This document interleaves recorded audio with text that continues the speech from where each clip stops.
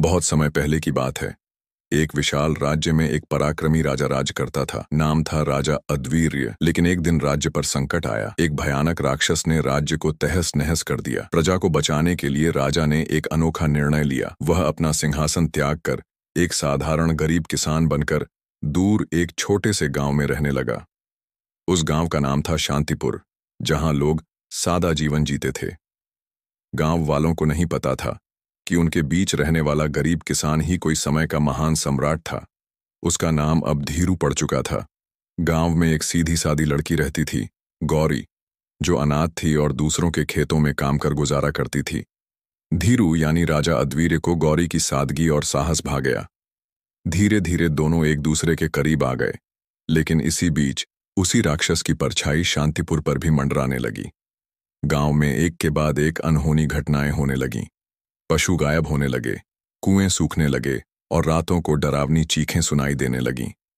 राजा अद्वीर्य जानता था कि अब वह अधिक दिन तक अपनी असली पहचान छिपाकर नहीं रह पाएगा। मगर एक और रहस्य था। उसके साथ उसका बेटा भी था, युवराज अर्जुन, जो गांव के बच्चों के साथ खेलता मगर चुपचाप तलवार चलाना और युद्ध कौशल सीखता रहा। फिर एक दिन गांव के पास की गुफा से भयंकर गर्जना आई। पूरा गांव कांप उठा। राक्षस लौट आया था और इस बार वह पूरे गांव को निगलने आया था। क्या अर्जुन इस राक्षस को हरा पाएगा? क्या राजा अद्वीर्य को अपनी असली पहचान सबके सामने लानी पड़ेगी? और गौरी को जब सच पता चलेगा तब उसका क्या निर्णय होगा? गांव में हाहाकार मच गया। लोग डर के मारे अपने घरों में दुबक गए। अंधकार में वो राक्षस पूरे जंगल में दहाड़ रहा था। उसके लाल आंखें आग की तरह चमक रही थीं और उसके विशाल पंजों की धमक से जमीन कांप रही थी। लेकिन एक झोपड़ी में अर्जुन अपनी लकड़ी की तलवार को एक असली तलवार से बदल रहा था। वो तलवार जो उसके पिता ने सालों से छिपाकर रखी थी, वही तलवार जिसने कभी बड़े बड़े युद्धों में जीत दिलाई थी। बेटा, राजा अद्वीर्य ने गंभीर स्वर में कहा, वक़्त आ गया है। ये वो लड़ाई है जो तेरे भाग्य में लिखी थी। आज तुझे सिर्फ एक गांव नहीं बल्कि अपनी विरासत को भी बचाना है। अर्जुन ने पिता की आंखों में देखा।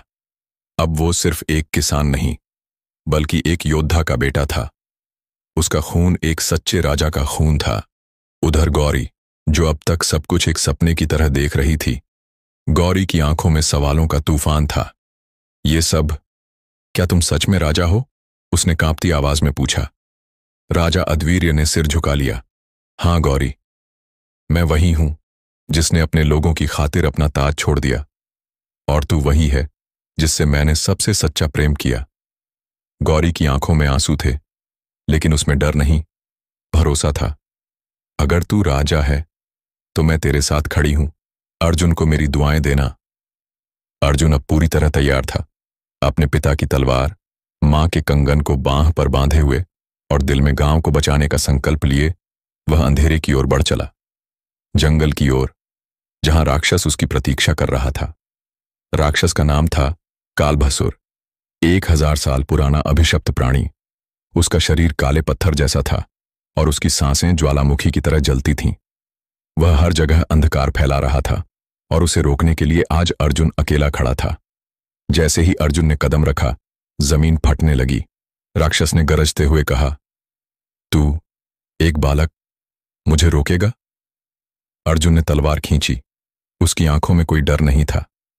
मैं सिर्फ एक बालक नहीं, एक राजा का बेटा हूं और तुझे तेरी तबाही तक पहुंचाने आया हूं। क्या अर्जुन पहली ही भिड़ंत में कालभसुर से जीत पाएगा या उसकी परीक्षा अभी और बाकी है?